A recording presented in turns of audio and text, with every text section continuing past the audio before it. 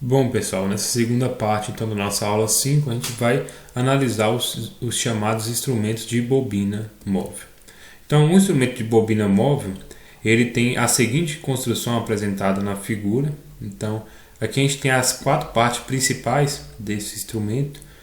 Então, a gente viu que o instrumento é analógico, a maior parte desses instrumentos, o princípio de medição dele baseia-se na interação da corrente com um campo magnético externo. Então, para esse instrumento de bobina móvel, o campo magnético externo ele é gerado por esse ímã permanente. Então, esses dois ímãs permanentes, polo norte e sul, geram um campo magnético aqui no interior do instrumento, certo? O segundo componente seria o núcleo cilíndrico de ferro doce, que é justamente esse núcleo que compõe o interior do instrumento analógico de bobina móvel. Esse núcleo ele serve justamente para concentrar as linhas de campo magnético no interior deste instrumento. Então, de uma certa forma, esse núcleo de ferro doce ele serve para aumentar a eficiência aqui do processo de medição. O terceiro componente seria o quadro retangular de metal condutor, que é justamente esse quadro aqui que faz vizinhança com a bobina de fio de cobre. E ele vai servir justamente para promover o amortecimento por corrente de Foucault. Então, esse quadro retangular de metal, como ele é condutor, e esse instrumento ele gira em torno desse eixo, a gente tem a presença de um campo magnético externo, e esse campo magnético externo é que vai provocar a circulação de corrente de Foucault nesse quadro retangular. Consequentemente, a gente vai ter o amortecimento da estrutura móvel. E o último componente seria a bobina de fio de cobre. Então, a maior parte dos instrumentos vocês vão ver que a gente utiliza cobre para realizar o processo aqui de bobinação, certo? E ele vai ser enrolado então sobre esse quadro de alumínio, certo? Então essa seria a estrutura básica desse instrumento móvel. O eixo dele vai ser acoplado a uma mola aqui de torção e essa mola ela vai promover aqui a deflexão do ponteiro, que vai indicar um valor justamente aqui na escala do nosso instrumento analógico. E o nosso instrumento ele vai ser alimentado por dois polos, né? Polo positivo e negativo. Então a gente vai ter um borne em que a gente conecta a parte negativa e um borne positivo em que a gente conecta a parte positiva do nosso sistema. Antes de entrar no princípio de funcionamento do instrumento de bobina móvel, é interessante que a gente apresentar a lei da força magnética ou lei da força de Lorentz. Então, vocês vão ver isso com mais detalhe na disciplina de eletromagnetismo. Mas o importante que para a gente é só a gente analisar quais são as variáveis que interferem, que afetam essa força magnética. Então, a gente viu que a interação de uma corrente elétrica com um campo magnético gera uma força no material condutor, certo? Essa relação entre campo magnético e corrente produz uma força e a orientação desses vetores de campo magnético, corrente e força é dada pela regra da mão esquerda de Fleming. Então, o nosso dedo indicador ele é dado no sentido do campo magnético, o nosso dedo médio é dado no sentido da corrente elétrica e o polegar da nossa mão esquerda vai indicar o sentido da força produzida no condutor, certo? Então, a lei da força magnética estabelece que o vetor força é igual ao produto vetorial entre o vetor campo magnético vezes o vetor corrente elétrica. Então, o resultado desse produto vetorial, a gente faz um produto aqui escalar com o vetor de comprimento, certo? Para a gente está interessado apenas no módulo dessa força. Então, o módulo dessa força ele vai ser dado justamente pelo módulo do campo magnético vezes o módulo da corrente vezes o seno do ângulo entre o campo magnético e o campo e a corrente elétrica e vezes o comprimento total do condutor. Então, na situação em que o campo magnético faz um ângulo de 90 graus com o vetor de corrente elétrica, a gente tem que esse seno vai ser igual a 1 e a nossa força produzida magnética vai ser a máxima, que é justamente o produto entre o campo magnético, corrente e comprimento do condutor. Então F é igual a BI L, certo? Voltando então ao nosso instrumento de bobina móvel, a gente viu a construção dele, a gente tem a presença de dois ímãs permanentes, uma estrutura móvel associada a um eixo. E nessa estrutura móvel a gente tem as bobinas aqui do nosso instrumento analógico. Então, quais são as principais características físicas desse instrumento? Então, a primeira seria o número de bobinas, que seria o número total de bobinas que foram enroladas aqui nesse quadro retangular. L seria o chamado comprimento útil da bobina, que é o comprimento que concatena com o chamado vetor de campo magnético. Então, esse comprimento útil, lembrando que como essa espira ela vai ser quadrangular ou retangular, a gente tem que uma parte ela vai estar penetrando aqui o plano do slide, né, que a gente não consegue ver, e a gente tem essa outra parte aqui, que é a parte visível superior, e tem lá no fundo do nosso eixo móvel também um outro segmento igual a isso. Então, o comprimento útil vai ser justamente essa parte que penetra, e a gente não consegue ver, da nossa espira. E D seria a largura da bobina, que é justamente essa distância que é apresentada no slide. O comprimento total da bobina, como ela é retangular, né, seria 2 vezes o comprimento útil mais 2 vezes a largura da bobina. A corrente elétrica que vai ser percorrida na bobina do instrumento também é uma outra característica. E, por fim, o campo magnético aplicado aqui pelos ímãs. Então, nesse caso, o campo magnético, a unidade dele é Tesla. Certo?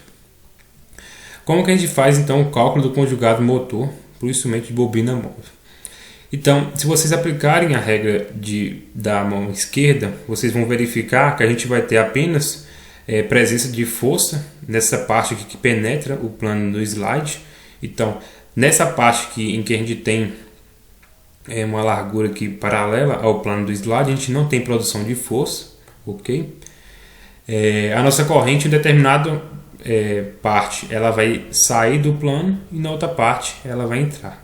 Como a nossa bobina é retangular, né, ele faz esse movimento aqui de giro no interior da bobina, o sentido da corrente, ok? Então depois vocês vão aplicar a regra da mão esquerda e verificar que nessa parte da bobina a gente vai ter uma força produzida nesse sentido, e na parte em que a corrente entra a gente vai ter uma força produzida nesse sentido.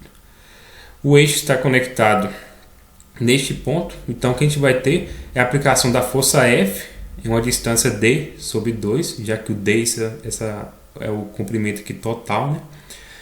E da mesma forma a gente vai ter um torque também dessa força, vai ser F vezes D sobre 2. Então, se a gente analisar o conjugado motor, vai ser justamente F vezes D, que seria a soma da força dessa primeira força gerada pela corrente que sai do plano, mais a força da segunda corrente que entra no plano, ok? A força magnética a gente viu que o módulo dela é B vezes I vezes L. Já para o conjugado a gente multiplica pela distância aqui da bobina.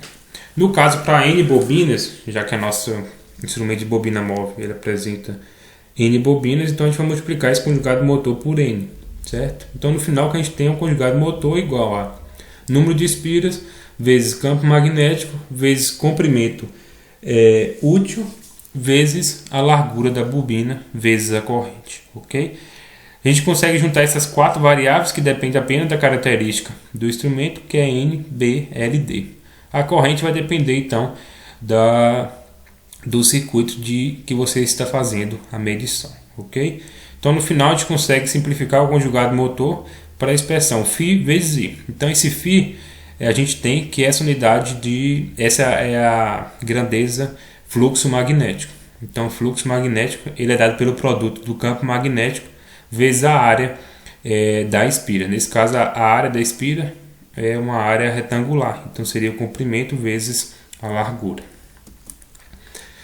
E os outros dois conjugados que a gente tem no nosso sistema, o primeiro seria o conjugado de amortecimento, que ele vai ser entendido aí como uma frenagem, né, em relação ao movimento do conjugado motor. E a gente tem que esse conjugado de amortecimento ele vai ser proporcional à velocidade angular, que seria o ômega aí que esse instrumento ele gira, certo? Então, o nosso conjugado de amortecimento é igual a Ka. Esse Ka ele é chamado de constante de amortecimento, e o delta dθ sobre dt seria a velocidade angular, Então a gente consegue expressar isso como Ka dθ sobre dt, ou Ka é igual a Ka vezes ômega, certo? E o segundo conjugado seria o conjugado restaurador, que ele está relacionado com a mola que liga o ponteiro ao eixo do nosso conjunto móvel. Então, nesse caso, a gente tem que o conjugado restaurador seria igual à constante de torção da mola vezes o ângulo que ela foi deformada. Ok? Então, aqui a gente tem um exemplo que é pedido para calcular o fluxo magnético no interior de um instrumento de bobina móvel. O conjugado restaurador dá o conjugado de constante de torção da mola e a resistência interna, que seria a resistência total desse instrumento. Ok? Então ele me dá essa característica máxima dele, a corrente máxima que eu consigo aplicar nesse instrumento é de 0,1 mA, o comprimento útil é de 1,8 cm, a largura de 1,2 cm, o ângulo máximo de deflexão seria 1,6 radianos, que é quando ele atinge o fundo de escala. A intensidade do fluxo magnético seria o B, é igual a 0,3 Tesla, certo? O número de espiras é igual a 1000 e a densidade linear aqui de resistência seria 5 ohms por metro. Então, com base nos parâmetros especificados, primeiro a gente consegue calcular o fluxo magnético, que é dado pelo produto do número de espiras, campo magnético, comprimento útil e largura. Então, nessa situação, a gente tem um fluxo magnético total de 64,8 vezes 10 a menos 3 Weber.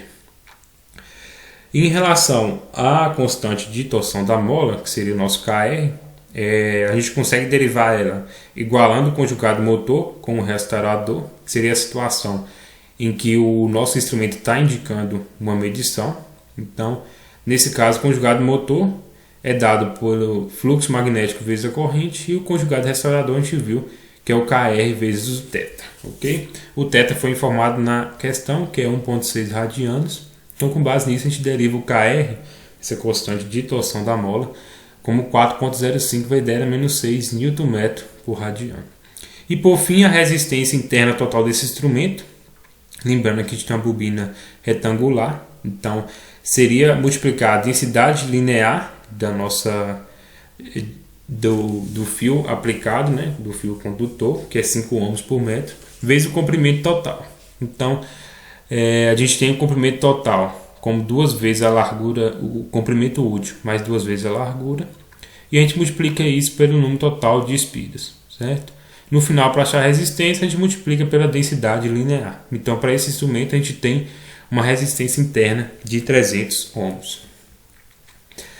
Em relação à aplicação do instrumento de bobina móvel, aqui no slide a gente tem um tipo de aplicação que seria o instrumento denominado galvanômetro. Então, esse galvanômetro ele vai ser aplicado para indicar a presença ou não de corrente em um circuito. Então, o galvanômetro, a gente tem um exemplo aqui que seria na aplicação da ponte de Winston. Então, a gente vai ver que essa ponte de Winston a gente consegue encontrar uma resistência desconhecida. Então, a primeira análise que a gente faz aqui para aplicar esse estudo aqui do galvanômetro na ponte de Winston, primeiro é levantar as equações que regem esse circuito. Então, a gente tem um galvanômetro aqui que ele conecta no ponto B e D com as resistências R1, R3, R4 e R2, certo? Então, para cada parte dessa, a gente consegue aplicar a lei de Kirchhoff das tensões. Então, no primeiro caso, a gente tem que VA menos VB é igual a R1 vezes I1. Para a terceira resistência, a gente tem que VA menos VD é igual a R3 vezes I2. Para a segunda resistência, a gente tem que VB menos VC é igual a R2 vezes I1. E para R4, a gente tem que VD menos VC é igual a R4 vezes I2. Certo?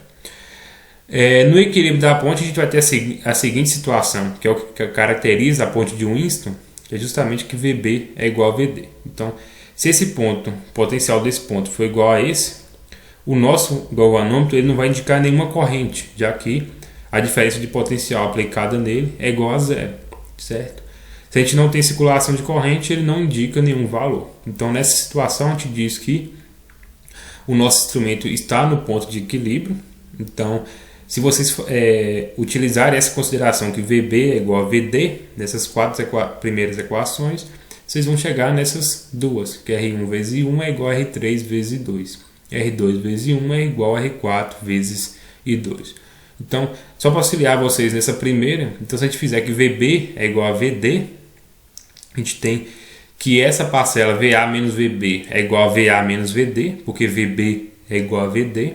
Então, R1 vezes I1 é igual a R3 vezes I2, que é justamente essa primeira equação. De forma análoga, a gente faz isso para essas duas últimas e encontra essa equação, certo? Substituindo I1 em função de R3, I2 e R1 na segunda equação, a gente chega na equação que descreve o equilíbrio dessa ponte. Então, neste caso, R1 sobre R2 é igual a R3 sobre R4. Então, por exemplo, se eu tenho uma resistência variável e quero encontrar um determinado valor dessa resistência, eu posso variar essa resistência até que essa indicação seja nula no galvanômetro. Então, nessa situação em que ele é nulo, VB é igual a VD, a gente diz que ele está no equilíbrio da ponte. E se eu sei R1, R2 e R4, por exemplo, e quero encontrar R3, eu consigo a partir dessa forma. Então, essa aqui seria uma das aplicações possíveis, né, do instrumento de bobina móvel. Então, aqui a gente encerra a segunda parte da aula 5.